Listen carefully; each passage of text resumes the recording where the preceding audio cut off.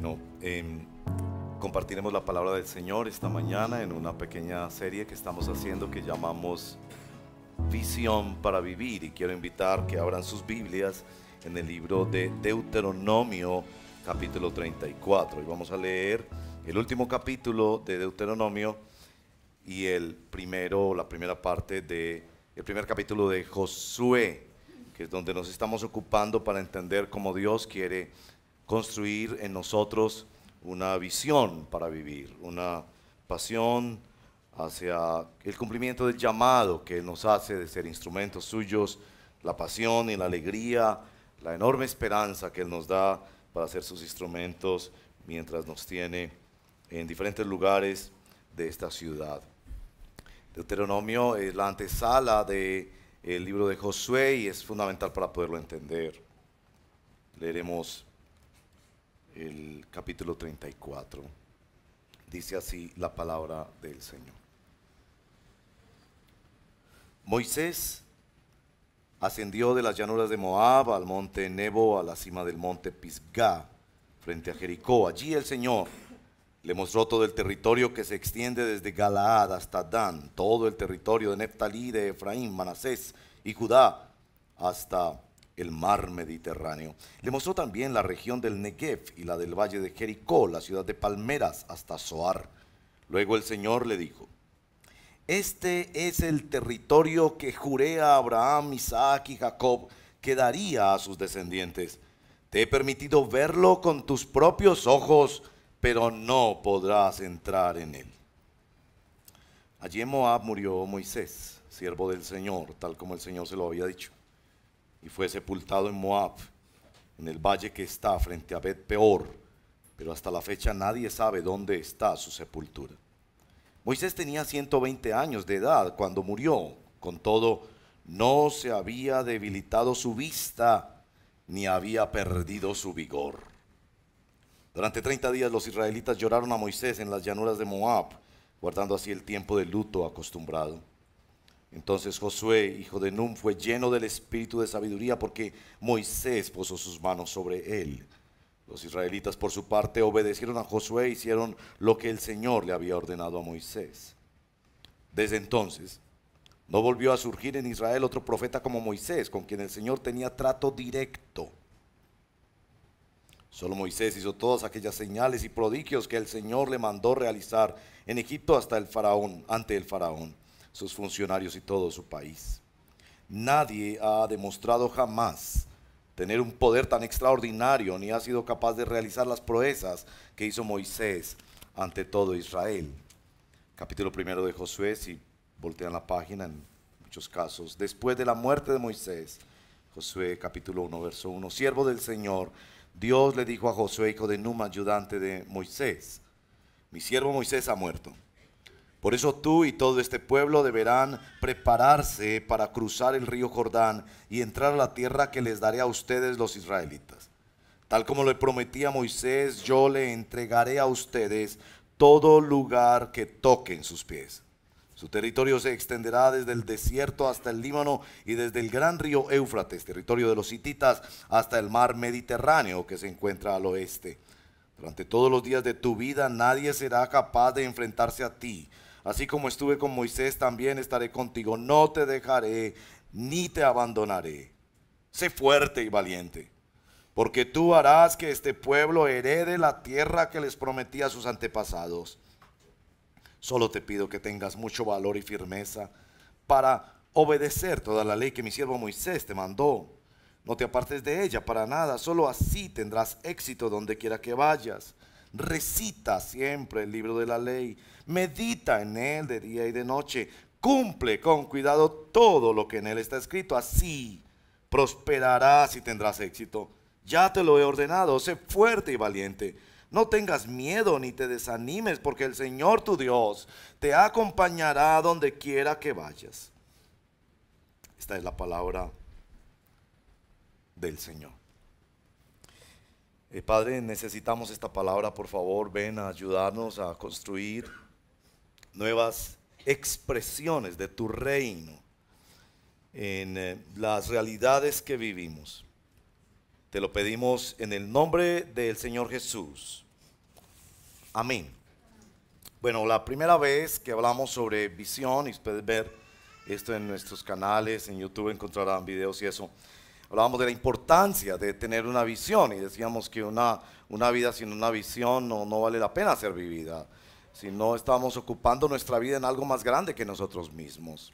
Si la vida se agota en la diversión y en el consumo, estamos malgastando nuestra vida. En el segundo tema hablamos de evaluar y hacernos una pregunta que es legítima. ¿Cuál es la diferencia entre una visión cristiana y una que no lo es? Y hoy hablaremos de cómo se construye esa visión desde nuestra fe en el Señor Jesucristo. Bueno, las visiones se construyen a partir de muchas cosas, pero quiero notar en el contexto especialmente, amados hermanos y hermanas, que la visión de Josué se construye a partir del miedo y de la impotencia. Josué, como todo el pueblo, tenía mucho temor de este paso que iban a dar. Moisés ha muerto, como han notado, y no ha muerto cualquier líder. Era un líder en el que tenían una dependencia marcada, en el caso de Josué, por 80 años.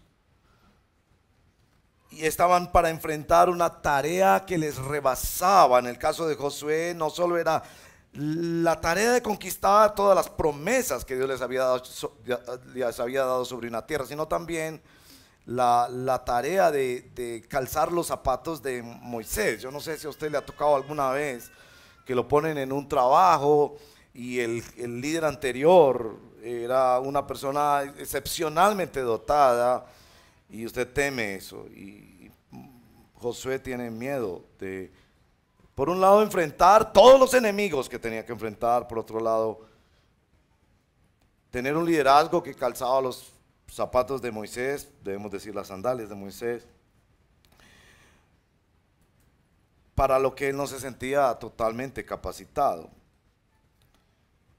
Para muchos de ustedes, su visión es resolver un problema, pagar una deuda, superar un matrimonio conflictivo, sanar una herida del pasado. Enfrentar enemigos que son más grandes que tú, como una adicción. Quiero decirte desde ahora que tu peor enemigo no es tu impotencia o la deuda o esa persona que no cambia o esa circunstancia insoportable. Tu peor enemigo es tu incredulidad. Y tal vez te identificas con Josué porque alguien muy importante se murió en tu vida. O se fue y te abandonó. O se fue cuando tú eras niño y vives las consecuencias de eso hoy en día. O sencillamente no funcionó aquella relación y hay una profunda sensación de debilidad y de pérdida y de incapacidad. Se fue la ilusión y para Josué era un momento de mucho miedo. Entonces aquí estamos tú y yo llamados a construir un proyecto de vida más grande que nosotros. Tenemos miedo y se nos desafía la fe. Entonces la primera pregunta es: ¿cómo se construye una visión cristiana a la luz de estos textos de Josué? Voy a decir tres cosas básicamente sobre esto, que es el primer punto, y es que se construye a partir de una comisión, a partir de una cosmovisión y a partir de un caminar con Dios. Para quienes toman nota y quieren recordarlo, todas empiezan por C: comisión, cosmovisión, caminar con Dios. La visión de Josué es cumplir una orden. Escuche esto porque es paradigmático. Cuando en el mundo se habla de visionarios, casi siempre se presentan los visionarios como personas que han conseguido algo que desearon, no cumplido algo que se les ordenó. Y esta diferencia es muy importante, Porque aquí está Josué, quien tenía una gran visión, pero no era lo que él deseaba, sino lo que Dios le ordenó. Y por ahí hay mucho de lo que hablamos la semana pasada, correcciones para nuestra mente. Lo que Dios te ordena ha de ser tu visión. Llevar adelante un matrimonio difícil puede ser una visión. Y la visión puede salir de las cosas que tú piensas que es un problema. Porque lamentablemente en el mundo se piensa que visión es solo aquello que está relacionado con el deseo de algo grande. Tal vez como dice el verso 6, que lo deja muy claro, tú harás que este pueblo herede. No se le pregunta, se le da una orden. Me acuerdo que cuando era niño mi madre me decía, es que usted no se manda. ¿Le dijeron esa frase a usted alguna vez de niño? Es que usted no se manda. Escríbela en el espejo. Dígasela a usted mismo todos los días. La visión cristiana es una comisión de Dios. Dios te ha entregado esos hijos, esos dones, ese cuerpo, como una comisión. Y eso conecta, por supuesto, en nuestro texto con el lugar central que le da nuestro texto, verso 7 y verso 8, a la palabra de Dios.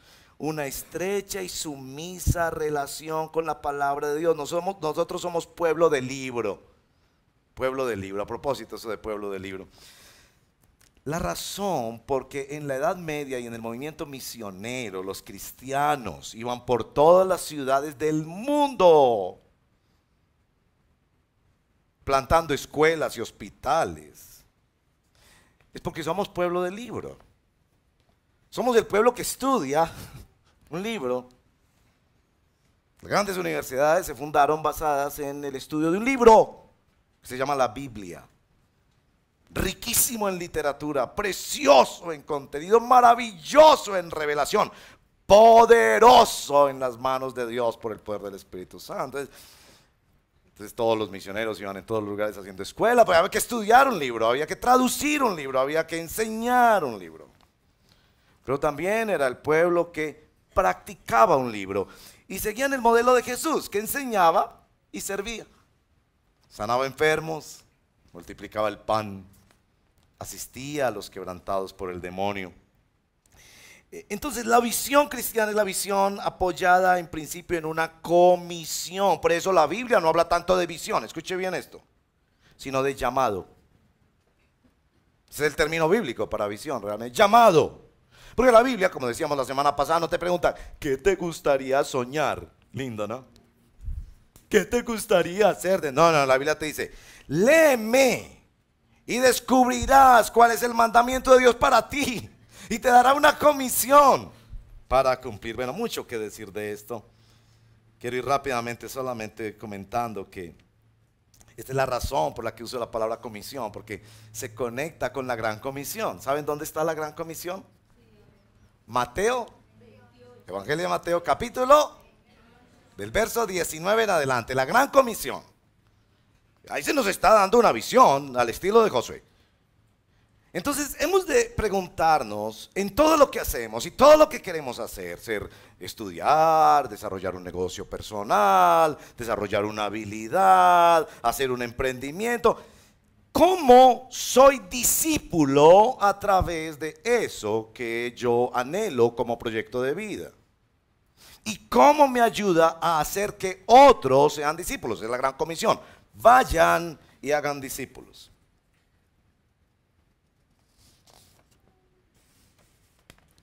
En segundo lugar, nuestro texto nos plantea que la visión cristiana, el proyecto de vida, no solo se apoya en los mandamientos comisionistas del Señor, sino también en una cosmovisión.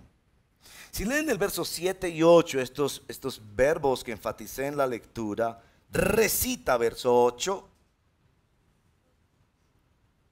recita, medita, cumple. Son una relación diaria y cotidiana con el Señor, que va a tener el siguiente efecto. Va a producir en nosotros una cultura, una cosmovisión, una forma de ver el mundo. Perdónenme que sea un poco técnico, quizás hasta académico en este punto, pero me parece tan importante. Lo que quiere hacer este texto es decirle, ustedes tienen un proyecto de vida dado por Dios, ¿bien? Ahora, ese proyecto de vida tiene que estar enclavado en la palabra de Dios. ¿Por qué? Porque ese proyecto de vida te va a dar cosmovisión, lentes para ver la vida en otra forma. Es que, hermanos y hermanas, nosotros no podemos ver la vida en la forma en que la ve el mundo. El mundo ve plata, ve belleza, ve atributos y capacidades. Nosotros hemos de ver el mundo en otra forma, mis queridos. Ver el mundo en otra forma, con la lente de Dios. Y la palabra de Dios nos permite tener esta lente. Estos son los verbos: recita, medita, cumple. Es la palabra de Dios va creando una nueva cosmovisión. Este es el concepto, quizás académico.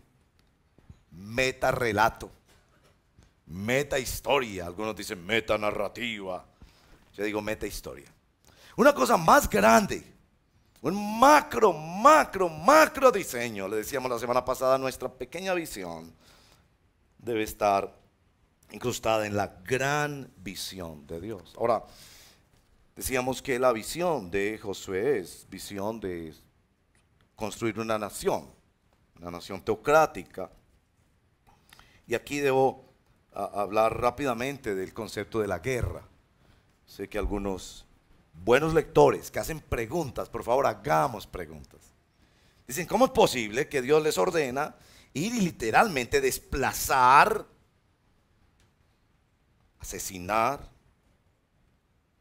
hacer la guerra a otras naciones? Usted solo va a entender eso en la Biblia si tiene cosmovisión cristiana. Aquí les doy elementos para eso.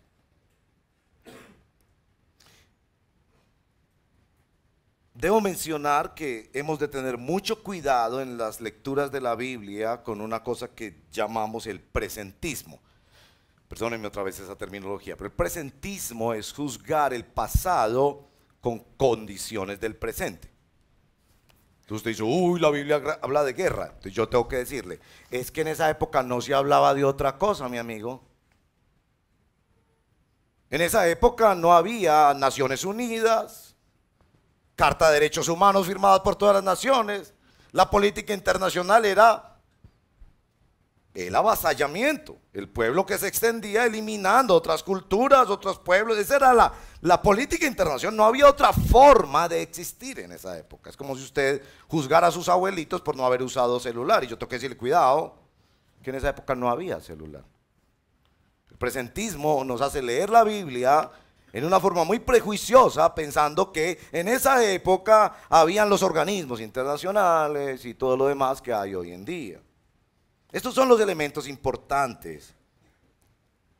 Primero, Dios les ha puesto límite, como en el jardín del Edén. Es Dios el que les pone límites. De ninguna manera le están diciendo a Josué, ve y todo lo que pise. No. Esto es el lugar que yo te voy a dar. Había límites. No es que ellos estaban respaldados por Dios para conquistar cualquier nación. Eran naciones que Dios había proféticamente dicho de antemano que las juzgaría por su maldad y que eliminaría la maldad de esos pueblos con esa metodología a través de esta nación teocrática. A propósito, cosmovisión es que Dios es el dueño. Dios le pone límites a las personas. Él decide cuándo una persona vive y cuándo no vive, dónde vive, para qué vive, qué hace. Dios es Dios.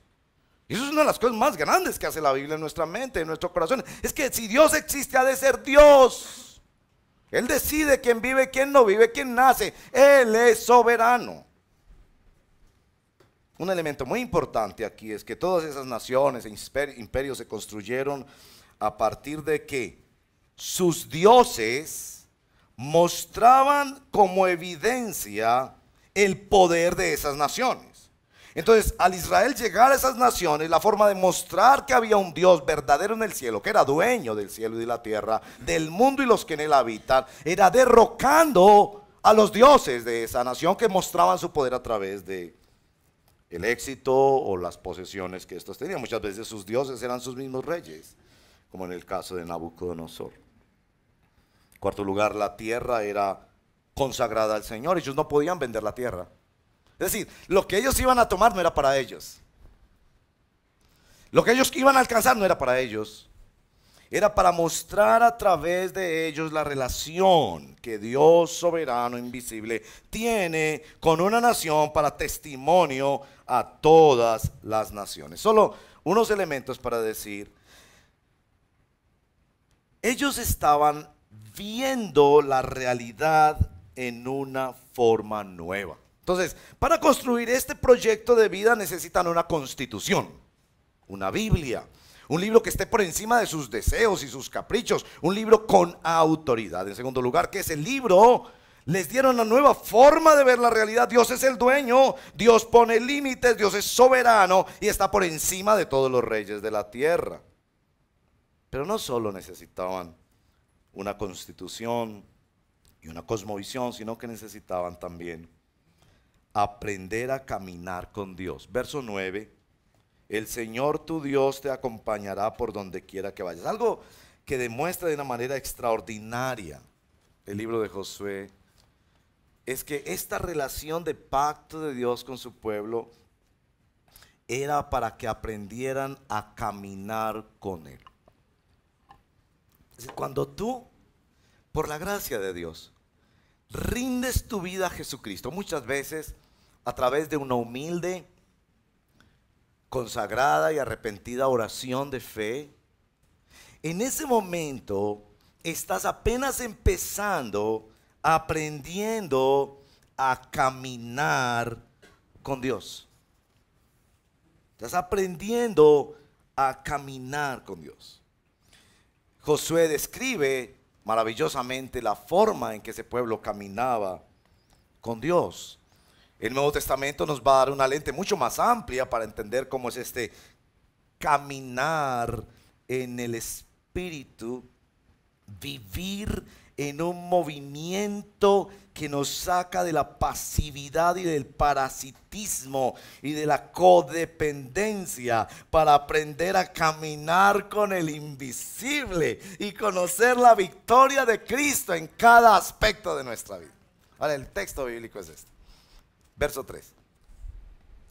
Todo lo que pisare la planta de tus pies. La semana pasada yo les dije, les voy a explicar el verso 3.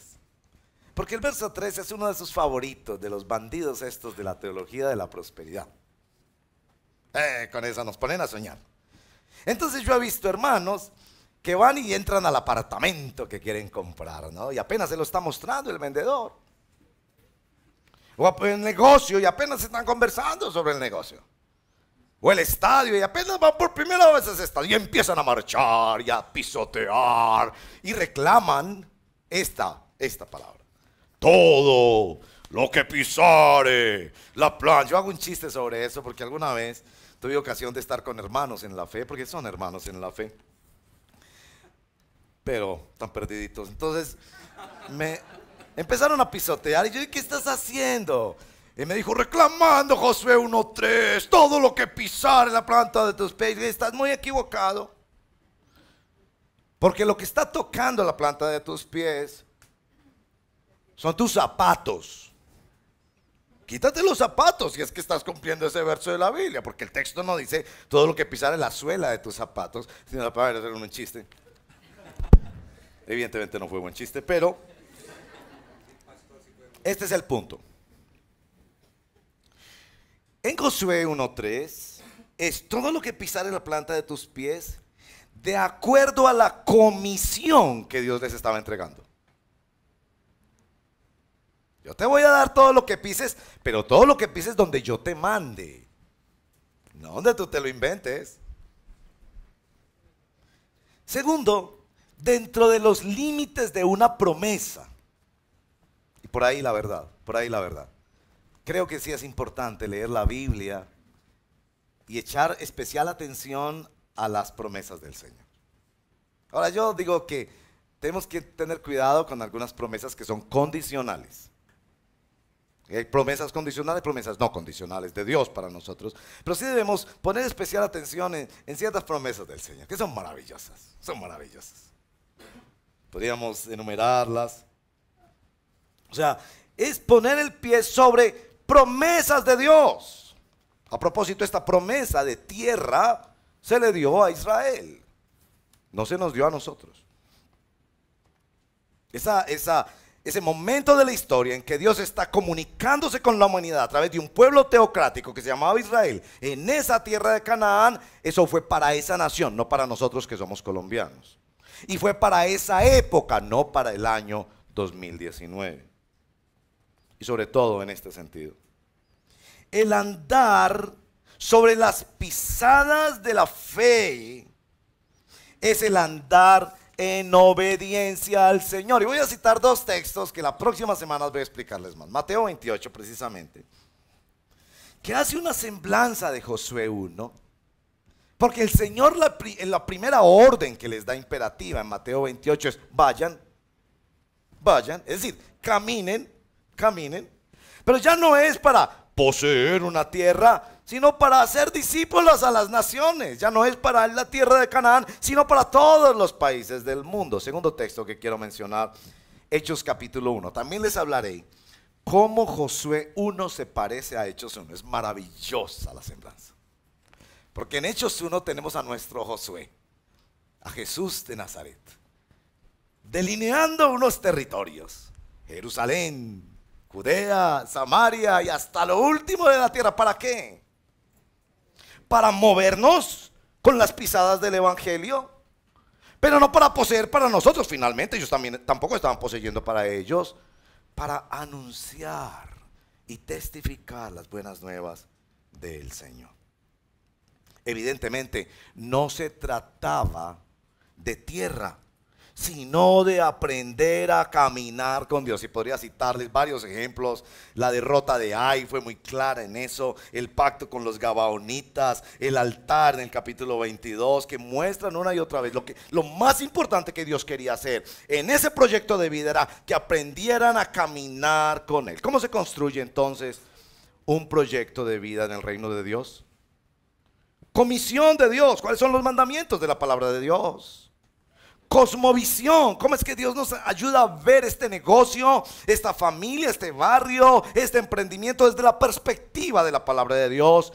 Y aprendiendo a caminar en obediencia a la palabra de Dios, porque por fe andamos, no por vista. Así que en tu devocional cada mañana no estás haciendo un checklist para decir, ya le cumplí a Dios, ahora espero bendiciones, sino cómo esta palabra que estudio en la mañana y esta oración me puede ayudar a caminar en mi cotidianidad con Dios. Hermanos y hermanas, en esta congregación nuestro gran anhelo es caminar juntos y aprender y enseñarnos unos a otros cómo caminar con el Señor.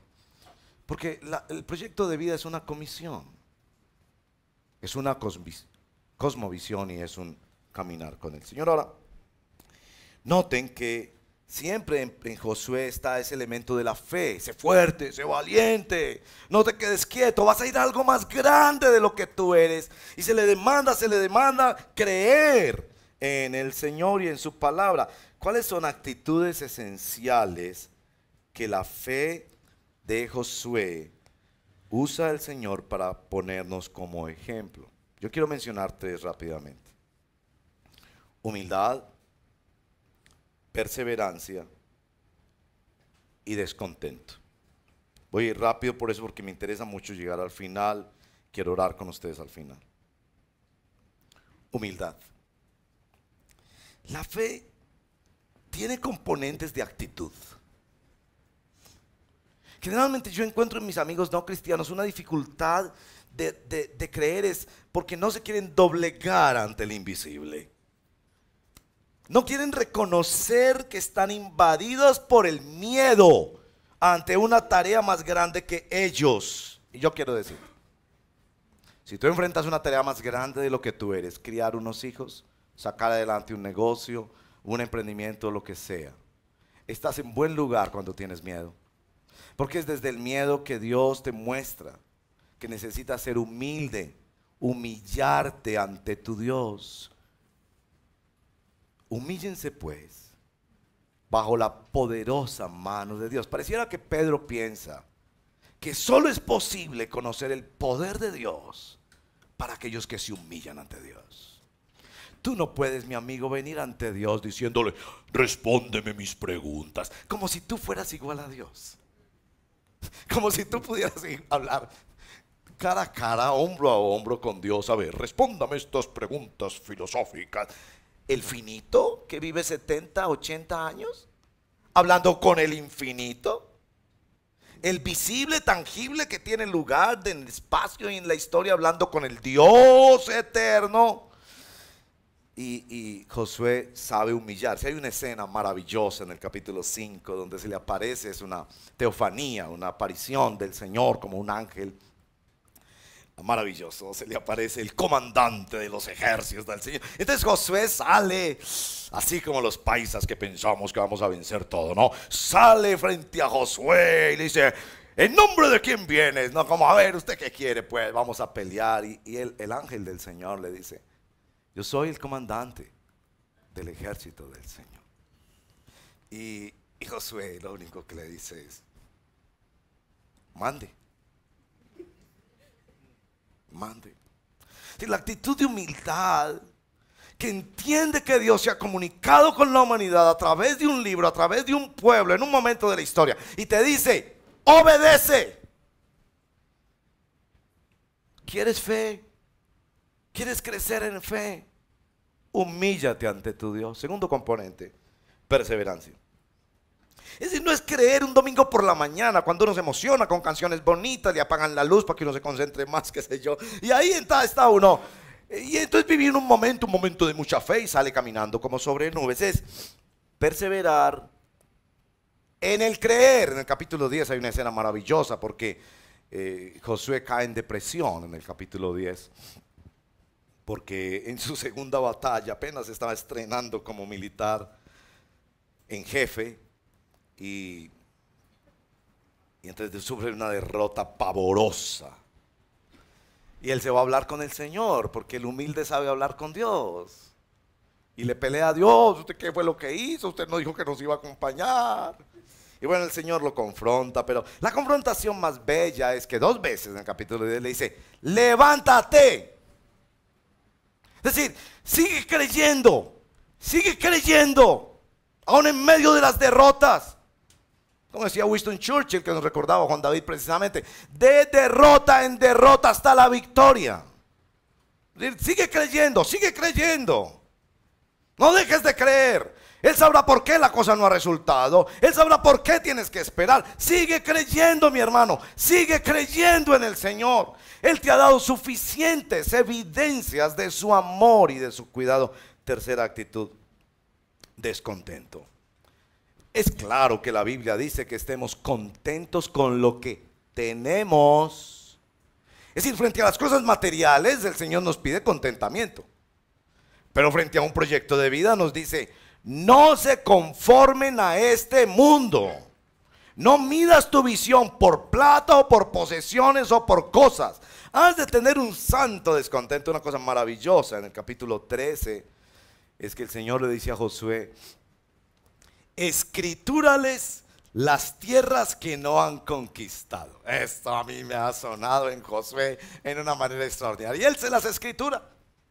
Ellos no habían tocado esas tierras y él se las escritura. Les está señalando un futuro que ellos no conocen. Le está diciendo, todavía no has peleado esa batalla y es tuya la victoria desde hoy. Porque Él te va a llevar de triunfo en triunfo. Les escritura las tierras por las cuales no habían luchado todavía. Un santo descontento, que no te quedas contento con la santidad que tienes hoy, con las disciplinas espirituales, con las personas que les has compartido el evangelio, con las cosas que estás haciendo para la gloria de Dios, sino que piensas, yo quiero ir más, yo quiero más. No estás contento, por Dios. El próximo domingo les hablaré qué significa esto para un jubilado. Porque algunos de los que estamos llegando a las edades que yo estoy llegando, piensan, no, ya hice lo que iba a hacer, ya le compré una casa a la familia, ya eduqué a mis hijos, ya conseguí no sé qué y no sé qué, ya estudié lo que iba a estudiar. Por favor, Caleb, 85 años. Tengo tanta fuerza como el primer día. Dame ese monte. 85 años. ¿Tendrás razón para decirle a Dios? No se trata de que vas a ser parte de algo que es más grande de lo que tú eres. No importa tu salud, ni tu edad, ni tus capacidades. Sencillamente, ponte en las manos de Dios con este santo y sagrado descontento. Ahora, esas son las actitudes de la fe, pero la fe es muy claro en Josué 1 que se nutre de la palabra de Dios, de la presencia de Dios y del pueblo de Dios. Es claro que Dios tiene una voluntad revelada para su pueblo. Es claro que Dios se ha comprometido a caminar con nosotros todos los días de nuestra vida. Nunca te dejaré ni te desampararé, te bendigo en el nombre del Señor, si tú entiendes esto. Que Dios camina contigo. Yo sé, esa conversación fue muy difícil esta semana. Esa cuenta por pagar no parece que recurso, pero Él camina contigo como un niño que no va a ver si en la despensa hay comida, que no va a ver el informe meteorológico, pero él está tranquilo sabiendo que si papá, mamá están a mi lado, habrá comida, habrá protección y yo puedo estar enteramente bajo su cuidado. Sobre todo este aspecto del pueblo de Dios, es claro que Dios quiere mostrarles que su voluntad es que sean parte de un pueblo de pacto. Ahora, este texto evidentemente nos está diciendo que hemos de obedecer más al Señor y caminar en obediencia, lo que Jerry Bridges llama la responsabilidad dependiente. Me siento obligado a explicar esto con más precisión. ¿Qué es la responsabilidad obediente? Lo voy a explicar con una historia y con una lectura de un verso de la Biblia. Porque yo no quiero, mis amados hermanos, que ustedes salgan de aquí pensando que fundamentalmente la fe cristiana consiste en obedecer. Yo quiero que ustedes salgan pensando que los proyectos de nuestra vida dependen del poder de la palabra, la presencia y el pacto de Dios con nosotros. Y que nuestra participación responsable, nuestra dependencia responsable es caminar con Él en obediencia. Bueno, la historia es muy sencilla. Este es un rey que tenía a un siervo que amaba sobre los demás siervos. Y los demás siervos estaban extremadamente celosos. Un día el rey notó esto y llamó a todos estos siervos que estaban celosos. Les puso una joya preciosa y muy valiosa delante de ellos. Y les dijo: tomen ese martillo y destruyan esa joya. Esa fue su orden. Los sirvientes se miraron del uno al otro y empezaron a protestar. Pero Señor, esta es una joya extremadamente valiosa. Nosotros no podemos destruir tan precioso tesoro. El rey llamó a este siervo que él amaba especialmente y le dio la misma orden.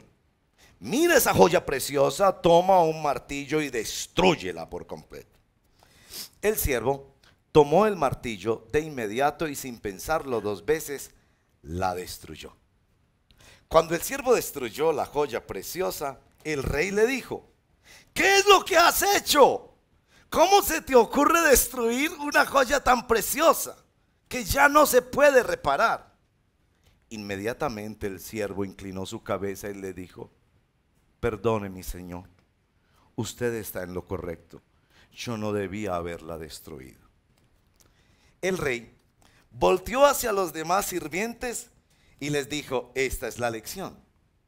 ¿Se dan cuenta por qué yo lo amo?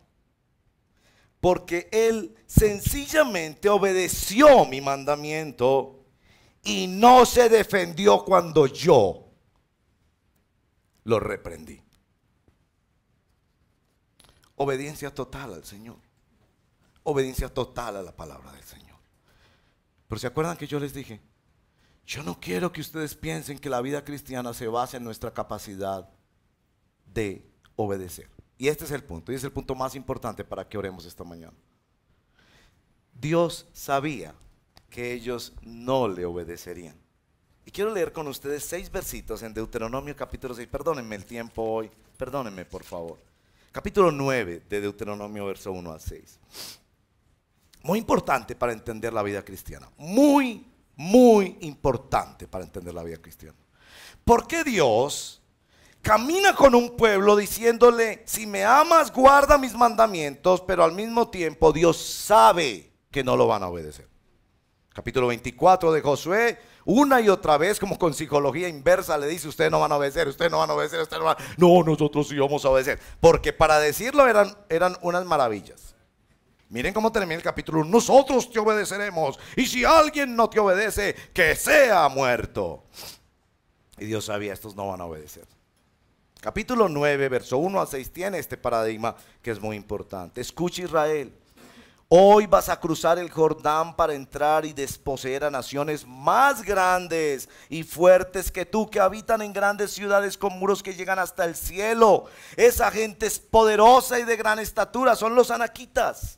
Tú ya los conoces y sabes que de ellos se dice, ¿quién puede oponerse a los descendientes de Anac?